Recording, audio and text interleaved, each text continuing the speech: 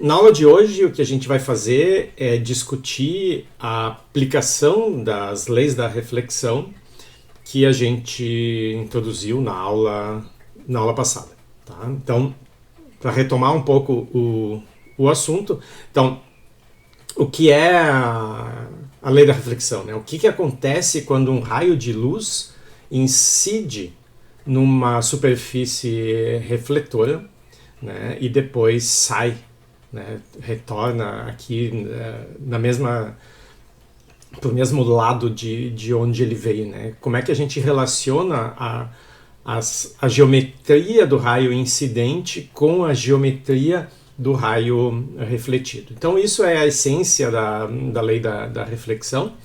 Então aqui nessa figura a gente tem três linhas, né? A normal ao plano e os dois raios, né? O que chega e o que sai.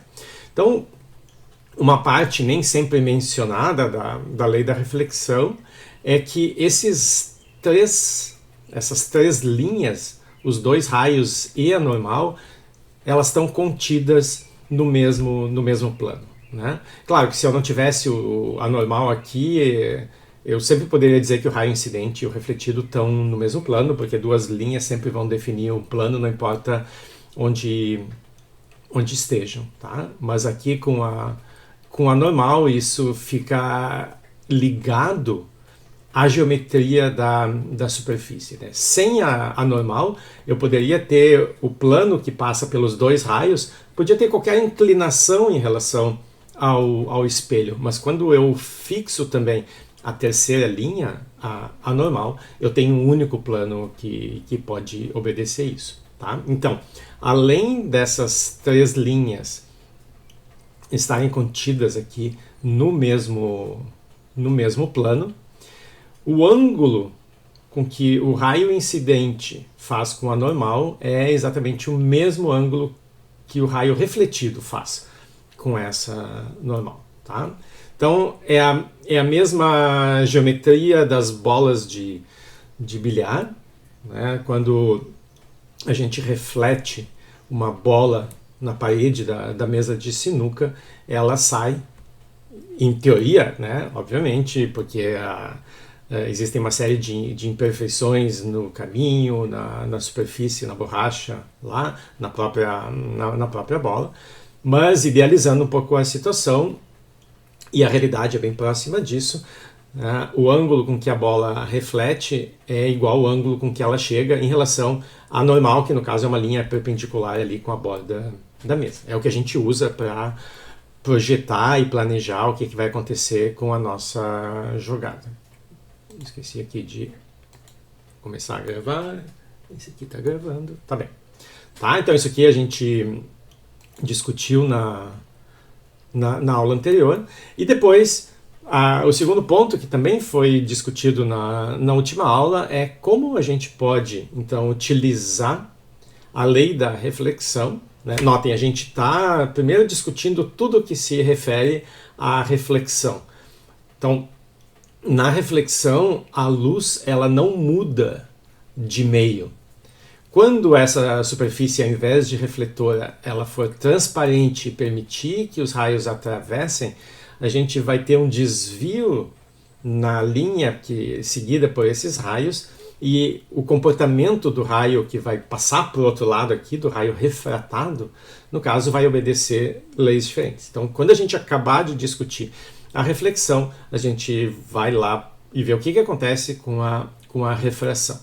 Então, a partir daquela lei bem simples da reflexão, a gente pode partir para as aplicações dela. A aplicação mais simples é como a gente forma as imagens, né, que são as que a gente mais utiliza no cotidiano, que é do nosso espelho do banheiro, do espelho da loja, o espelho da academia. Né? O espelho da academia normalmente não é muito plano, eles colocam um espelho com uma leve curvatura para a gente parecer como a gente gostaria de ser, né? Não como a gente é normalmente. Mas vamos considerar aqui o espelho plano. Né? Então, como é que se forma a imagem nesse espelho? O nosso ponto, que a gente chama de ponto-objeto, ele pode ou emitir luz própria, ou essa luz pode estar sendo refletida de alguma fonte, tá? Para nós não importa, tá? Então o que importa é que sejam raios refletidos, sejam raios emitidos, eles vão como se, né, saíssem aqui do objeto. Então ele emite uma série de raios, aqui a gente está traçando só 3 para ilustrar, mas ele emite em princípio em diversas direções. Cada um desses raios reflete na superfície e obedece à lei da reflexão. Então a gente tem uma normal imaginária aqui, e o ângulo com que cada um deles faz com a normal na entrada e na saída é o mesmo, tá? Então os raios que chegam mais longe aqui, o ângulo com a normal é um pouco maior, o raio de saída vai ter um ângulo um pouco maior também.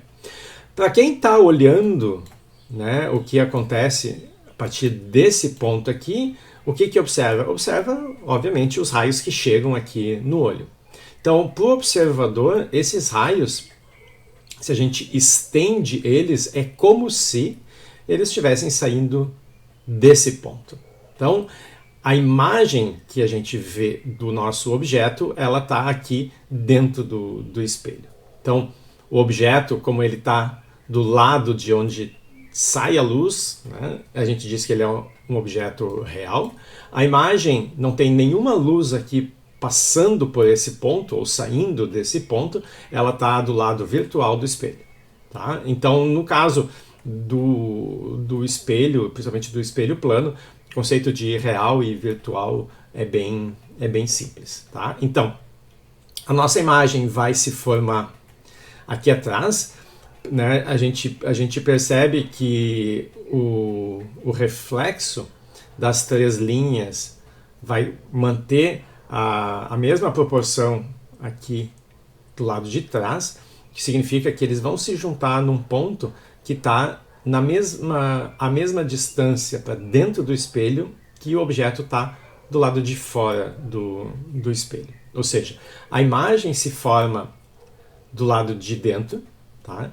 Então, a nossa convenção de sinal aqui para o espelho plano é imagens no lado virtual. As distâncias são negativas, distâncias do lado real são positivas, tá? Então, o nosso O, que a gente vai usar para indicar a distância, então aqui devia ser O e aqui devia ser I, tá? Então, O, que é a letra que a gente vai usar para localizar o objeto em relação ao espelho, no caso do espelho plano vai ser sempre positivo, e o I, que é a distância do espelho até a imagem, vai ser sempre negativo. Essas distâncias são iguais, então em módulo O e I são iguais, mas como eles têm sinais contrários, O igual a menos I. O I é negativo, com esse sinal de menos fica positivo. Tá? Então isso é o que acontece quando a nossa imagem é o reflexo de um objeto que é um ponto. Agora, o que acontece quando o nosso objeto for uma sequência de pontos, for um objeto extenso, né? Então, um objeto extenso, aqui eu posso pensar, como eu tenho um ponto aqui na base, um ponto aqui no topo e infinitos pontos intermediários. O que a gente pode fazer para desenhar a imagem é, ao invés de estudar todos os pontos intermediários, olhar só as extremidades. Então vai ser bem comum a gente, ao invés de desenhar o objeto em si, né, para ilustrar, a gente desenha uma flechinha. Tá? Por que é importante desenhar a flechinha? Porque a flechinha nos diz qual é o lado de baixo, qual é o lado de cima. Isso é importante quando, no processo de formação de imagens, ela puder ser invertida. Então, para saber se ela está de cabeça para baixo ou não, a flechinha que nos ajuda. Não é o caso aqui do espelho plano.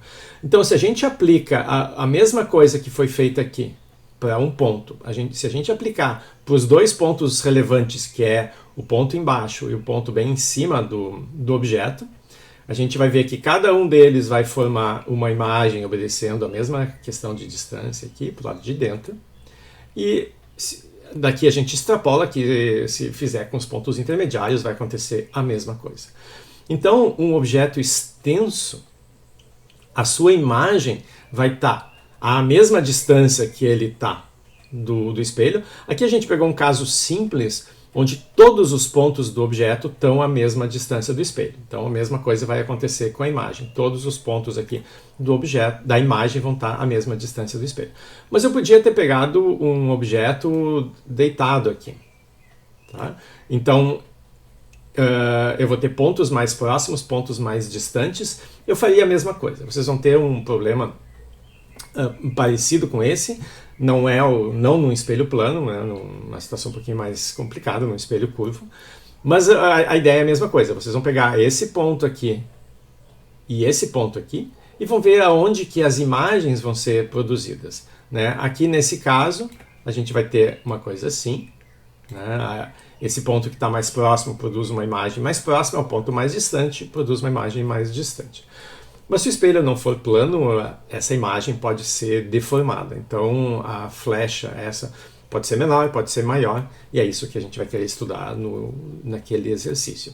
Aqui é mais simples, tá? Mas então o ponto aqui é que as distâncias de partes diferentes do objeto podem ser também diferentes, tá? Bom, embora no caso do ponto a gente não faça nem sentido, né, falar em amplificação, magnificação, ampliação do objeto, porque um ponto vai ser um ponto, né, a menos que, como a gente vai discutir na sequência, esse espelho sofra de aberração. Se não, ele vai ser um ponto, é refletido aqui como um ponto. Tá? Então, espelhos não planos podem modificar o tamanho do objeto, mas, de novo, no caso do espelho plano, não é o que acontece. Então, se eu tiver um objeto de altura HO, altura do objeto, a imagem vai ter a mesma altura. Tá?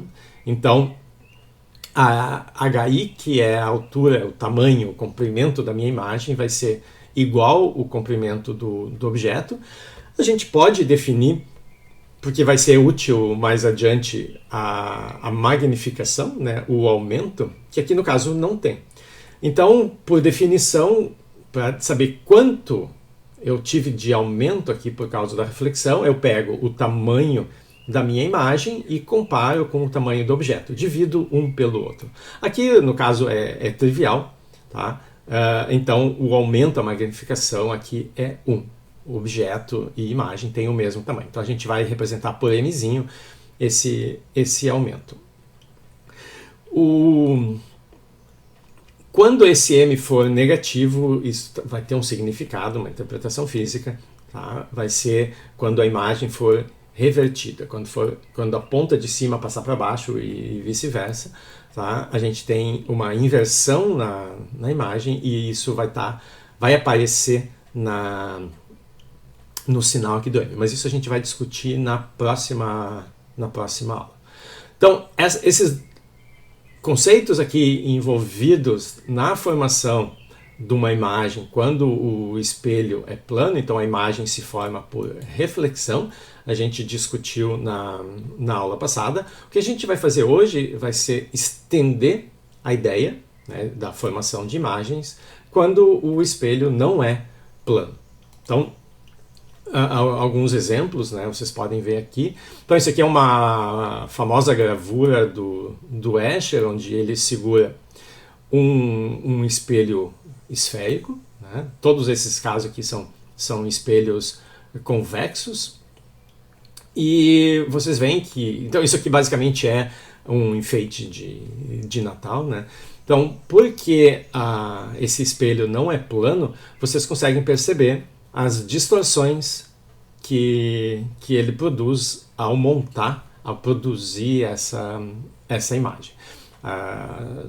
As distorções não são muito grandes aqui no centro, mas à medida que a gente se afasta, vai aqui para a borda, elas vão ficando mais importantes. Né? Aqui a mão também está toda distorcida.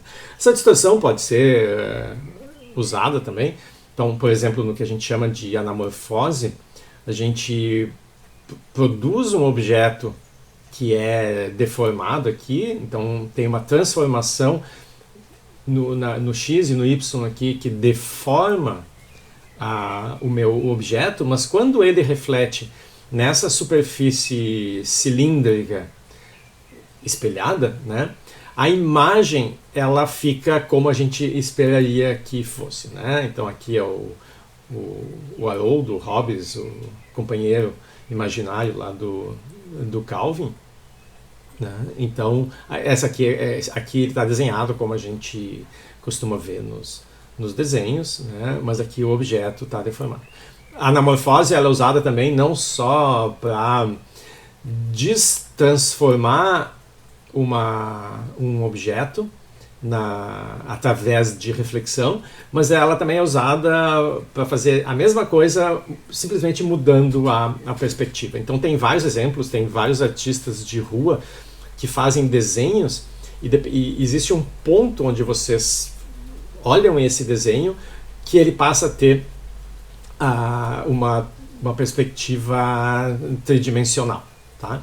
Então o desenho em si ele é todo esticado, mas quando vocês olham daquele ponto específico, né, porque quando a gente vê uma coisa em perspectiva, o tamanho do objeto vai mudando com a distância, o artista leva isso em conta e causa essa sensação de tridimensionalidade. Então, sugiro que vocês deem uma buscada depois no Google e vejam, são super impressionantes algumas dessas imagens. Eu devia ter colocado uma aqui. Outro tipo de espelho convexo é o espelho do nosso retrovisor, né? Então, porque existe uma curvatura aqui, ele muda a distância dos objetos, né? No caso do espelho do automóvel, os objetos parecem mais próximos do que foi usado no primeiro Parque Jurássico, né? Bom, nem todos os espelhos são convexos. A gente tem um exemplo famoso de espelho côncavo, que é o espelho que está lá no espaço no radiotelescópio, o Hubble. Então, aqui vocês veem isso aqui é a imagem dessas 4 pessoas que estão lá longe. Esse espelho, ele, quando foi colocado no espaço, eles viram que no processo de fabricação, de criar, de lixar para produzir essa curvatura do espelho, a máquina estava com um problema. E o espelho original que foi para o espaço é o mesmo que está lá, mas ele foi corrigido depois. Ele tinha um erro na curvatura equivalente a 1/50 avos da espessura de um fio de cabelo, né? Milionésimos de centímetro aqui. Bom, esse erro super pequeno na curvatura era tão... Opa! Onde é que está? Aqui. Era tão importante que as imagens pareciam desfocadas, tá? Então isso aqui foi antes da correção. Eles tiveram que mandar uma missão ao espaço e colocar uma espécie de óculos no Hubble. Então agora a gente vê que a imagem, por causa daquele erro de curvatura, ela está corrigida, tá? Por que aparece esse erro? A gente já volta a comentar.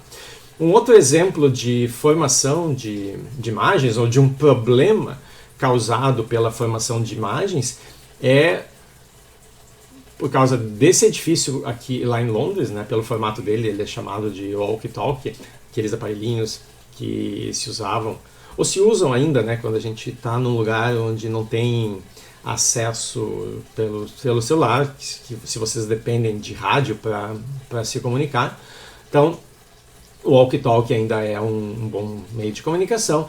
Então, por causa dessa curvatura aqui e das janelas serem todas espelhadas, dependendo do horário do dia, né, a luz do sol ela refletia, e por causa da curvatura, toda a energia que estava distribuída antes da reflexão numa certa região aqui, porque o espelho não é plano, ele é curvo, e ele então concentra esses raios, toda aquela energia, à medida que o raio se concentra, ela obviamente vai ficando mais intensa.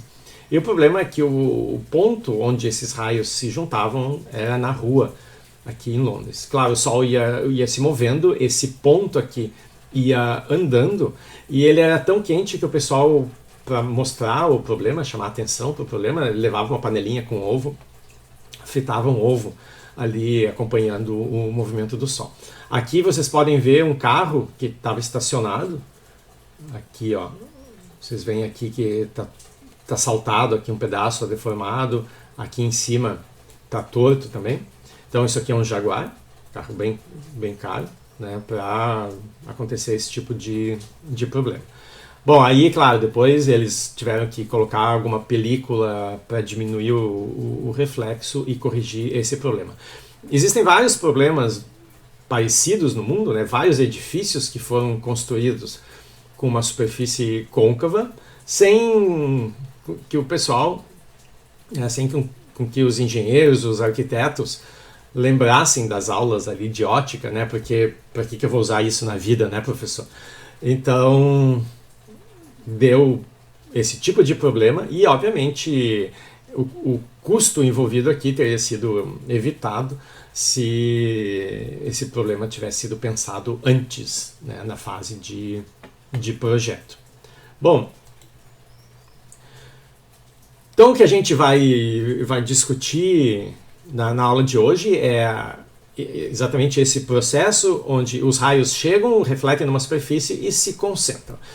O problema é que, dependendo da curvatura dessa superfície, nem sempre eles vão se juntar no mesmo ponto. Então aqui a gente tem um caso de um espelho esférico. O que significa um espelho esférico? A gente pega uma esfera e corta um pedaço dessa esfera. A parte espelhada pode estar do lado de dentro ou do lado de fora, como é o caso da bola de Natal lá no desenho do Escher. Aqui a nossa superfície espelhada está do lado de dentro. Bom, se eu tiver um objeto muito distante, a gente pode considerar que os raios que estão vindo de tão longe, eles vão chegar praticamente paralelos aqui, tá? E por causa da curvatura, cada um desses raios vai obedecer aqui a lei da reflexão. Aqui vocês veem que a normal ela vai mudando de ponto para ponto, ela é sempre perpendicular à superfície, né? Então vocês teriam que pegar aqui a reta tangente naquele ponto e traçar uma linha de 90 graus. Essa reta tangente vai mudando aqui, tá? E ao mesmo tempo vai mudando a normal. Então a normal aqui tá assim, a normal bem aqui no meio está por cima dessa linha cinza. Em relação à normal local, né, naquele ponto onde bate o raio, é que a gente vai decidir a direção do raio refletido. Então aqui a gente vê que nesses quatro exemplos de raios refletidos, eles vão se cruzar em pontos diferentes na nossa linha. Se eu tiver uma curvatura diferente, então aqui a gente tem um exemplo de um espelho parabólico, né? A linha preta aqui da superfície espelhada, ela obedece uma parábola, e o foco dessa parábola, por definição, é onde os raios que chegam paralelos passam, tá? Então no espelho parabólico a gente não tem esse problema dos raios não convergirem todos para o mesmo ponto. Então, se eu tiver um espelho parabólico, que eu imagino seja mais complicado de construir, né, eu não tenho esse problema que a gente chama de aberração esférica, que é os raios não se cruzarem. Os raios, quando não se cruzam, é exatamente o problema que deu aqui com o Hubble. Tá? Então, isso aqui foi um exemplo de aberração esférica, porque quando os raios eles não se formam no mesmo ponto, e quem é míope sabe exatamente isso, né? Ou hipermetropia, né? Não é bem hipermetropia. Quem tem hipermetropia ou miopia sabe o que é ver a imagem desfocada. A gente enxerga, porque eu tenho miopia, né? O quanto é desfocada vai depender do quanto o olho da pessoa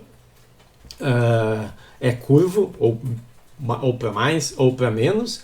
A gente gostaria que os raios convergissem todos lá para o fundo do olho, para a nossa retina, onde a imagem se forma, mas dependendo da curvatura, esses raios podem convergir para um ponto antes ou depois. Então, ao invés de todos eles convergirem e terminarem num único ponto, eles terminam e, como a imagem, por exemplo, se o ponto de convergência estiver atrás da retina, na própria retina vai ter um disco. Né? Então, o nosso ponto a gente enxerga como um disco de luz. Né? Quem é míope, se olha uma luz distante ela é um ponto. Né? Mas para o míope ela parece uma bola, né? um disco.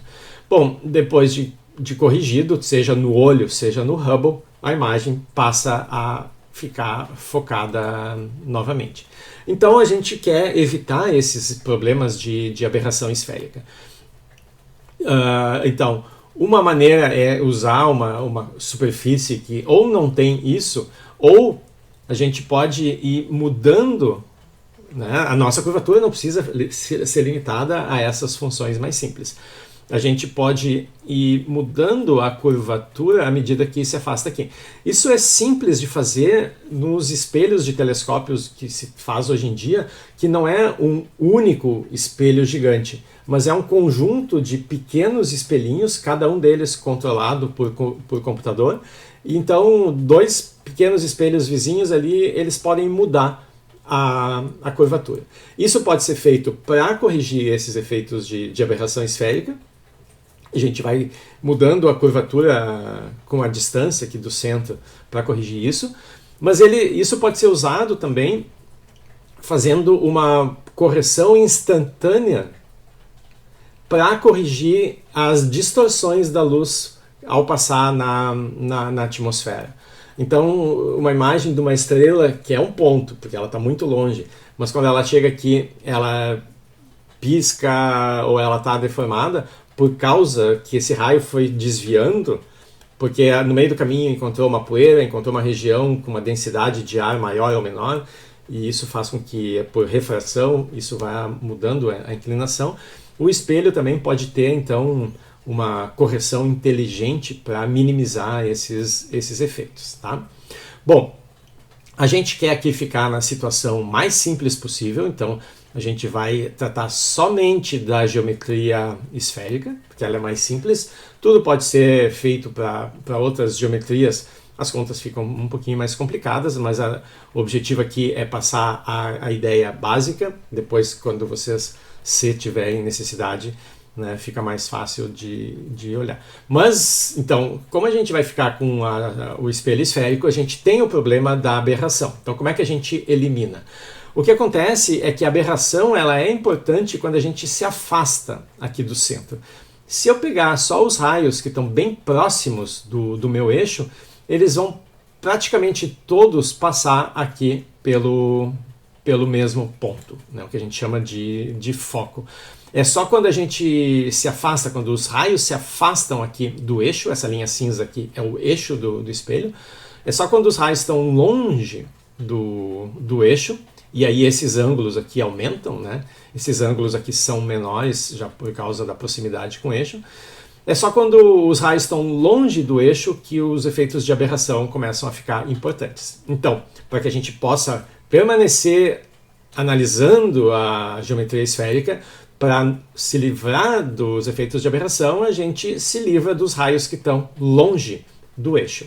Então, isso é uma aproximação que a gente faz. A gente só considera raios próximos do eixo, e próximos do eixo significa para-axial. Então, a gente sempre vai trabalhar na aproximação de raios para-axiais. Ou seja, a gente não vai se preocupar com os efeitos de aberração, porque todos os nossos raios estão próximos ao eixo. Então, de novo, ser próximo ao eixo significa que os ângulos são pequenos, mas se os ângulos são pequenos, é difícil da gente visualizar nos desenhos. Então, nos desenhos, os nossos raios não vão estar próximos necessariamente do eixo e vão ter ângulos grandes. Mas isso é só uma questão de visualização. Na hora de fazer os cálculos, a gente está usando a aproximação mesmo de raios paraxiais. Então, qual é isso aqui a gente já discutiu. Qual é o problema que a gente quer resolver? A gente tem um espelho esférico, um pedacinho aqui da esfera, que pode estar espelhado do lado de dentro, então aqui seria um espelho côncavo. Se a gente colocar o objeto aqui e o lado espelhado for esse aqui, seria um espelho convexo. Tá? Qualquer que seja o tipo de espelho, o problema que a gente quer resolver é o seguinte. Se a gente começa com o problema de um ponto, tá? Então o nosso objeto aqui é um ponto-objeto. Então, se o nosso ponto-objeto for colocado aqui no ponto P, a uma distância O do centro do meu espelho, sobre o eixo, tá? Aonde que vai se formar a imagem desse objeto? Ou seja, qual é o ponto P', né? E esse aqui é o que a gente quer descobrir, tá? A distância, nosso problema então é determinar a distância que ele está do centro, ou seja, a nossa questão aqui é qual é o valor de I para um determinado espelho, tá? Então aqui eu desenhei só um único raio, a gente vai ter vários raios e na aproximação paraxial todos os raios vão passar por esse ponto. Então quem estiver olhando aqui, né, o que vai ver? Vai ver vários raios passando aqui por esse ponto. Então para esse observador é como se os raios viessem efetivamente de P', tá? Então é como se a imagem, né, fosse um objeto em si mesmo, né, que emitisse luz daqui, mas é só a imagem, tá?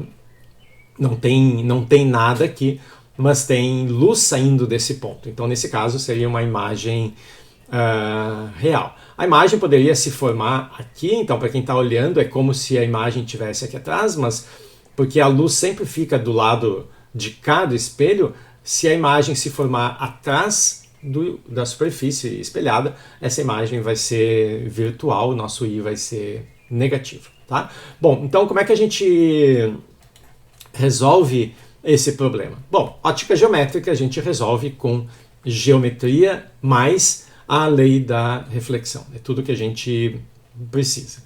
Então, o que a gente vai fazer é analisar um daqueles raios. Tá? Perdi aqui a conexão. Acho que voltou. Então a gente vai analisar um daqueles raios, tá?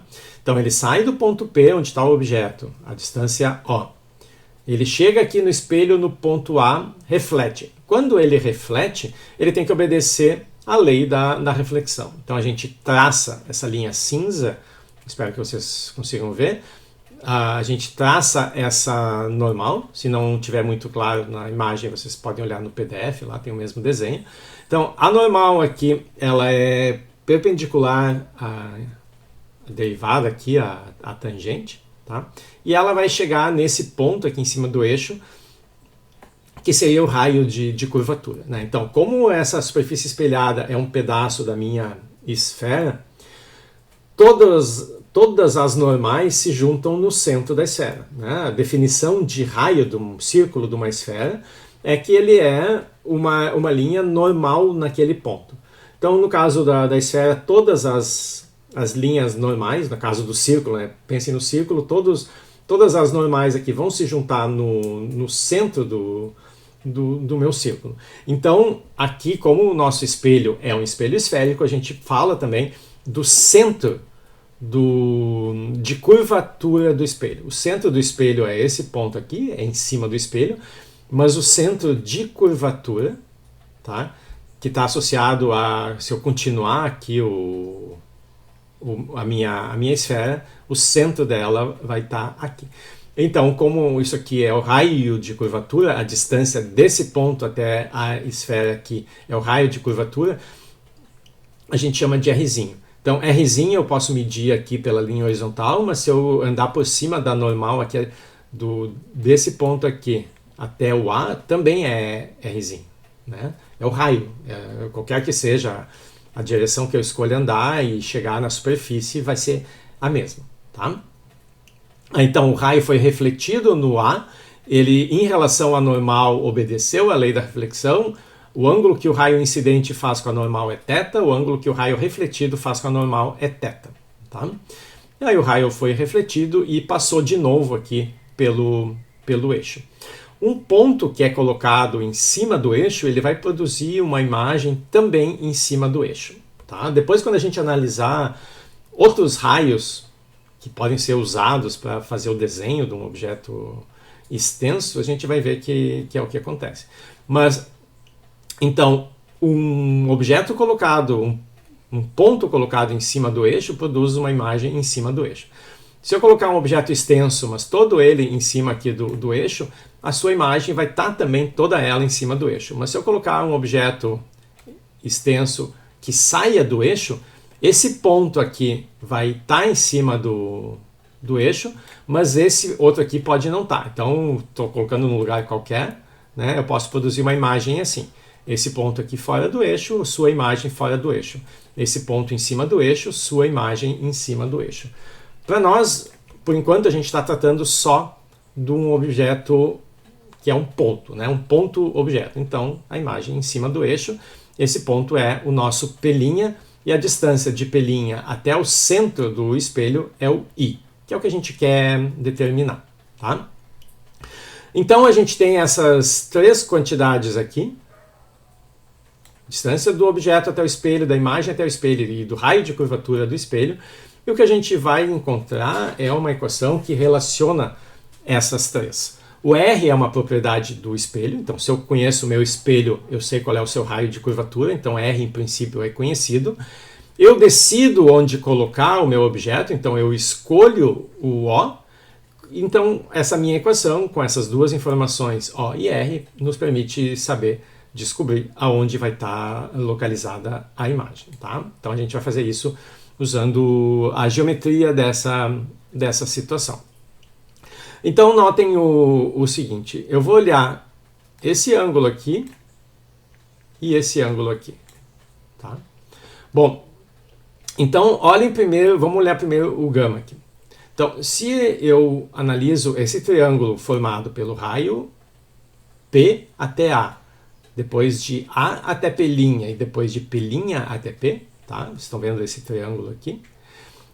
Os três ângulos somados aqui tem que dar 180 graus. Então, se eu somar alfa e esse ângulo aqui, que é 2θ, aqui vai ser o que falta para 180. Então, alfa mais 2θ mais esse roxinho aqui tem que dar 180. Mas esse roxinho aqui também é o que falta para 180 se eu olho assim, né? Então, ele também é o que falta para 180 do gama. Ou seja, gama mais esse roxinho tem que dar 180. E alfa mais 2θ mais esse roxinho também tem que dar 180. Tá? O que eu estou dizendo é que alfa mais 2θ, esse roxinho aí, vamos chamar de x, tá? Isso tem que ser 180. Né? 180 graus, escrever com o mouse é uma desgraça. Mas agora se eu olho aqui, o x mais o gama, né? Então gama mais o x, também tem que ser 180, vamos botar assim. Então 180, 180, x, então essas duas coisas aqui tem que ser iguais, tá? Então, alfa mais 2θ e o gama tem que ser iguais. É a nossa primeira equação aqui. Bom, a mesma coisa agora vai valer se eu olhar esse outro ângulo. Então, nosso triângulo agora é PA, esse ponto aqui e esse ponto P. Tá? Estou olhando esse triângulo menorzinho aqui. Mesma coisa. Esse ângulo aqui, que é o nosso x agora, é o que falta para o beta para dar 180. Mas ele também é o que falta para alfa mais θ, mais ele, né, para dar 180 aqui. Ou seja, o beta vai ser igual ao alfa mais o θ. Beta vai ser igual ao alfa mais o θ. A gente quer se livrar do θ. Por quê? Porque o θ ele tem o valor que tem porque a gente escolheu esse raio, né, que bate aqui no ponto A. Se eu pegar um raio diferente que bata nesse outro ponto aqui, o θ vai ser diferente. Então o θ, ele não depende da geometria do meu problema, a geometria do meu problema depende do espelho e do objeto e da sua imagem. Tá? Mas os raios aqui eu tenho muitos, cada um desses raios tem um θ. Então eu não quero θ na minha equação, quero me livrar do θ. Então eu estou escrevendo essas duas equações que dependem de θ e vou isolar θ numa e me livrar. Então eu isolo θ nessa segunda equação, o θ vai ser beta menos alfa e substituo aqui. Então ao invés desse θ, eu troquei aqui por beta menos alfa.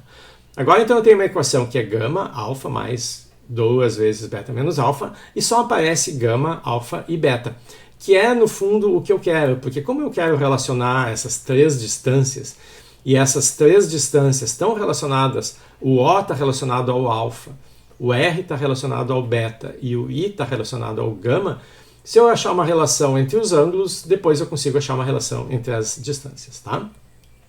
Então essa relação aqui eu posso juntar esse alfa e esse alfa aqui. Então fica alfa menos 2 alfa fica menos alfa, eu passo para o lado de lá, fica mais alfa mais gama igual a 2 beta. Passar alfa para o lado do gama também é o que a gente quer lá na nossa versão final, porque o alfa e o gama estão relacionados, né, respectivamente com o objeto e sua imagem. Então do lado esquerdo eu tenho o objeto e sua imagem, e do lado direito eu tenho o beta, que está associado ao centro de curvatura. Ou seja, do lado direito eu tenho uma propriedade do meu espelho e do lado esquerdo eu tenho uma propriedade do meu problema, onde eu coloco o objeto e onde a imagem dele vai se formar. Bom, mas não são os ângulos que eu quero as distâncias, né? As distâncias são mais simples de determinar quando a gente coloca aqui o objeto. Então agora vai entrar a nossa aproximação, né, de que os raios são paraxiais, mesmo o desenho não parecendo. Então, esses raios aqui, eles vão permanecer próximos do eixo. Então, esse ponto A vai caminhar aqui na direção do centro do espelho. Quando a gente faz isso, essa curvatura aqui vai ficando menos importante. Se o meu ponto A estiver aqui assim, né, bem pertinho, essa parede aqui é quase reta. Então, é quase um triângulo esse meu desenho. Então, a gente trata como se fosse um triângulo com um ângulo bem pequenininho. Então, na aproximação de raios paraxiais, a gente não se preocupa muito com essa curvatura aqui. E cada vez mais a minha imagem vai parecer um triângulo retângulo. Além disso, o alfa, o beta e o gama, nessa aproximação, todos eles são ângulos pequenininhos. Então, se eu tiver um triângulo com um ângulo pequenininho aqui, a gente sabe que para ângulos pequenos, o cosseno é praticamente 1, e o seno é praticamente o valor do ângulo, né? Então, para ângulos pequenos, a aproximação que vocês viram já lá na Física 1, o seno desse ângulo é praticamente o ângulo, em radianos, e o cosseno é praticamente 1. Então, quando eu tiver seno dividido por cosseno, que é a minha tangente, é a mesma coisa que o próprio ângulo, tá? Então, na aproximação de raios paraxiais, a gente se livra das relações trigonométricas que podem aparecer e fica com relações lineares que são mais simples. Então, quando esse triângulo aqui for pequenininho, eu posso pensar que o cateto oposto é L, o cateto adjacente, olhando aqui o ponto P, né? O cateto adjacente é o O, então a tangente vai ser L dividido por O. E, sempre na aproximação de raios paraxiais, essa tangente L dividido por O vai ser praticamente o nosso ângulo alfa. Quanto mais próximos do eixo, melhor é essa aproximação. Então, o importante aqui é que a gente consegue trocar os ângulos que aparecem nessa equação pelas distâncias, né? Então, aqui aparece essa distância, o raio, o arco aqui nesse espelho, que é o L, e o O. Só que a gente vai se livrar do alfa usando essa expressão e do beta e do gama usando expressões parecidas, né? O beta vai ser algo parecido, vai ser L dividido por R, né? Porque o triângulo agora é esse aqui. E o gama, agora o triângulo é esse aqui. O L aparece em todos, né? O que muda é o lado aqui, a distância que faz o papel do cateto adjacente. Então, no caso do gama, vai ser L dividido por I. Então, se eu substituo agora essas aproximações aqui para os ângulos nessa equação, então, no lugar do alfa, eu coloco L sobre O. No lugar do gama, eu coloco L sobre I. E no lugar do beta, L sobre R. Como aparece L em todos, eu já cortei, né? Ficou aqui esse 2 que já estava e ficou O, I e R. Bom, essa é a equação que a gente queria, né? Uma equação que relaciona a posição do nosso objeto com uma propriedade do espelho e que nos permite localizar a imagem. Tá? Então, essa aqui talvez não seja a forma que vocês mais estão acostumados a ver essa expressão. A gente pode introduzir uma segunda quantidade, que é o foco. O foco é definido quando a gente coloca um objeto tão longe do espelho, ou seja, que na prática é como se a distância fosse infinita, mas ela é simplesmente longe o suficiente para que a gente possa considerar os raios que chegam como paralelos. Tá? Matematicamente a gente coloca O indo para infinito. Quando O vai para infinito, 1 sobre O vai para zero, esse termo desaparece e a gente acha a imagem. Então, objetos que estão no infinito produzem uma imagem que está a uma distância que é a metade do raio. E a gente define o foco do espelho como o local onde uma imagem é produzida quando o objeto está no infinito. Ou seja, o nosso foco, por definição, é exatamente R sobre 2. Tá? Mas R sobre 2 é o inverso do que aparece aqui, né? 2 sobre R. Então, esse é outro jeito de escrever a nossa equação. Ao invés de falar no raio de curvatura, a gente fala no foco. Então, sabendo o foco do espelho, o foco está desenhado aqui no espelho, né? Então o foco é metade da distância até o centro de curvatura está aqui, o foco está aqui na metade. Então aqui é o meu Fzinho aqui no desenho. Tá? Normalmente se fala o foco do espelho. Um outro comentário aqui é quando o nosso objeto, né, não tiver mais no infinito, tá? Tiver uma distância qualquer. Mas agora, quem vai para o infinito é o raio de curvatura. Quando é que isso acontece? Quando o espelho é plano. O espelho plano acontece quando a gente pega uma esfera que é tão grande, que o nosso pequeno pedacinho aqui, a gente não consegue perceber a curvatura. Da mesma maneira que a gente não consegue perceber a curvatura da Terra, porque a gente é uma formiguinha, olhando ela do nível do chão, e o raio da Terra tem 7.000 quilômetros, né? Um avião viaja a 10 quilômetros.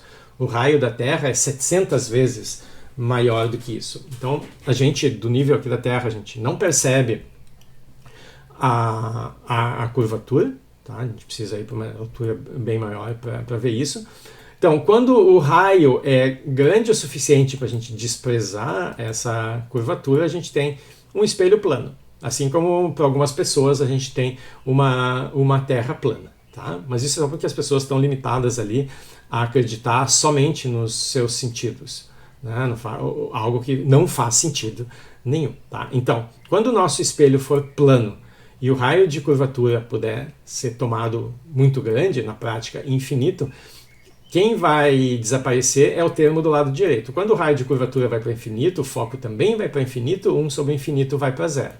Então desaparece aqui o lado direito, e se eu passo tudo para cima aqui, a gente acha que O e I estão relacionados nesse caso, como a gente tinha visto exatamente para o espelho plano. Ou seja, na equação do nosso espelho curvo, o caso particular do espelho plano está embutido aqui, está contido nessa equação. Basta colocar o raio grande o suficiente. Tá?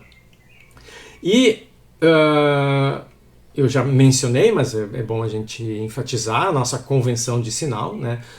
Todas as distâncias que tiverem no lado real vão ser positivas, todas as distâncias que tiverem do lado virtual vão ser negativas, incluindo o raio de curvatura. Né? Se o espelho for convexo, né? Aqui está o nosso objeto, mas agora o centro de curvatura está do lado virtual. Né? Então essa distância aqui vai ser o nosso Rzinho. Então aqui é um caso onde o Rzinho é negativo. A maior fonte de erro nos problemas de ótica geométrica é errar na convenção de sinal. Tá? No caso dos espelhos é plano. Todas as distâncias que são medidas do lado de dentro dos espelhos, essas distâncias são negativas, lado virtual. Todas as distâncias que são medidas no lado aqui onde está a luz, onde está o objeto, são reais, tá? Então, positivas. Então, a convenção aqui é bem simples.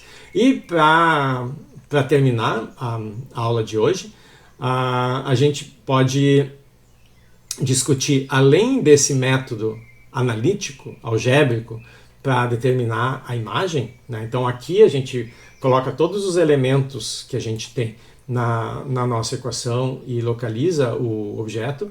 A gente pode achar um valor bem razoável aqui, simplesmente fazendo o desenho também, se as coisas estiverem em proporção.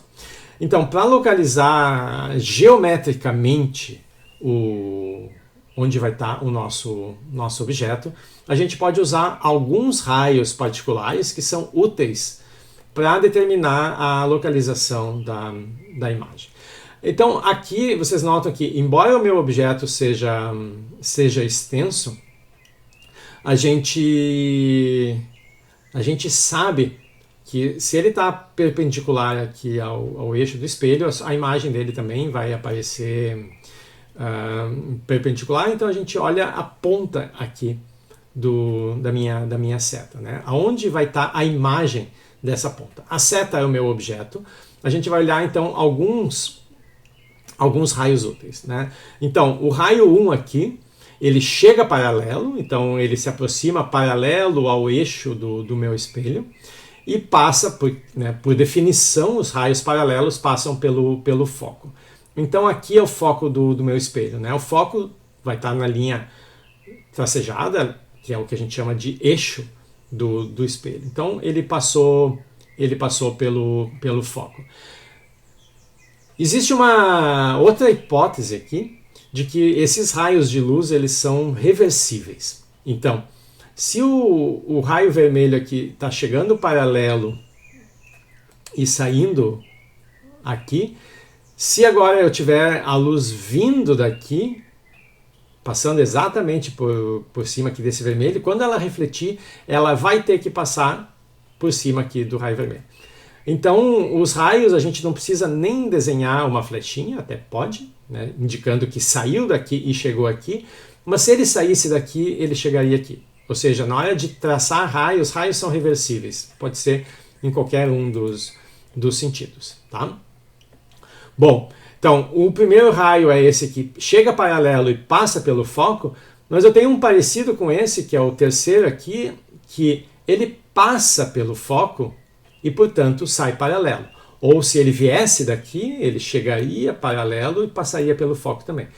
Então, o raio 1 e o raio 3, eles passaram aqui pelo foco. Por que a imagem não se forma aqui?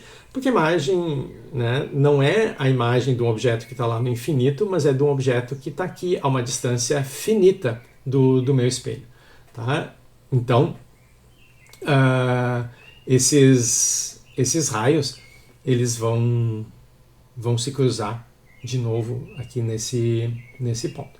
Bom, 2 raios poderiam ser suficientes, mas a gente pode traçar outros. Então, o segundo raio é aquele que reflete exatamente no centro do espelho. Então, o raio que refletiu no centro do espelho, para ele, a normal é o próprio eixo. Então, ele vai fazer um ângulo para cima e para baixo iguais. Então, o raio aqui, meio cor de laranja, meio marrom aqui, ele chega, bate no centro e passa também nesse ponto. Aqui nesse ponto, ele vai cruzar os outros 2 que a gente já tinha traçado. Bom, e o último raio que é relevante é aquele que passa por uma distância que está o dobro aqui do foco. O foco está aqui, o dobro dessa distância que está aqui é o raio de curvatura. Bom, se o raio de luz está vindo e passa pelo raio de curvatura, significa que ele está andando por cima do raio dessa superfície esférica. O raio, por definição, ele está por cima da normal, ou seja, esse raio que passa pelo centro de curvatura, ele está por cima da normal nesse ponto. Ou seja, o ângulo dele com a normal é zero. Se ele faz um ângulo zero com a normal na chegada, ele vai fazer um ângulo zero com a normal na saída. Então, ele vai e volta sobre si mesmo. Tá? Bom, todos esses raios, né, aqui então a gente não tem os efeitos de aberração esférica, né, então eles todos se cruzam nesse ponto. É esse aqui o ponto que, para quem estiver observando aqui, vai ver esses raios chegando, tá? E esses raios é como se eles estivessem saindo desse ponto. Então aqui que vai estar a imagem do meu objeto, tá? Vocês percebem já do desenho que essa imagem não tem o mesmo tamanho. Então agora a minha ampliação ela não vai mais ser 1, tá? Ela vai ser menor do que 1. Vocês notam também que o meu objeto, a flechinha apontava para cima, agora, deixa eu limpar aqui, ele aponta para baixo, então essa imagem ela está invertida em relação à imagem original. Notem que não é a flechinha para baixo que significa invertido.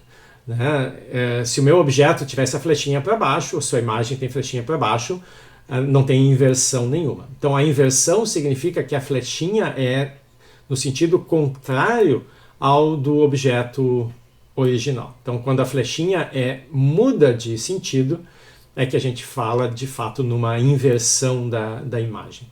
Então o que a gente vai precisar para caracterizar a imagem? Dizer qual é o tamanho dela, se ela se formou do lado real ou do lado virtual do espelho, ou seja, se ela é uma imagem real, uma imagem virtual, se o tamanho dela é maior, ela é uma imagem maior ou ampliada, né? Ou ela pode ser uma imagem menor ou, né, diminuída do objeto original. Eu posso também dizer se ela é direta ou invertida. Direta é quando ela tem o mesmo sentido do objeto original, ou, como é o caso do exemplo, invertida em relação a ele. Então todas essas propriedades vão ser usadas para caracterizar a imagem. Então na aula de sexta a gente vai ver como caracterizar uma imagem e fazer uma série de exemplos sobre espelhos esféricos. Então até agora a gente viu os conceitos relevantes aqui. A aplicação deles nos exemplos a gente discute então na aula de sexta.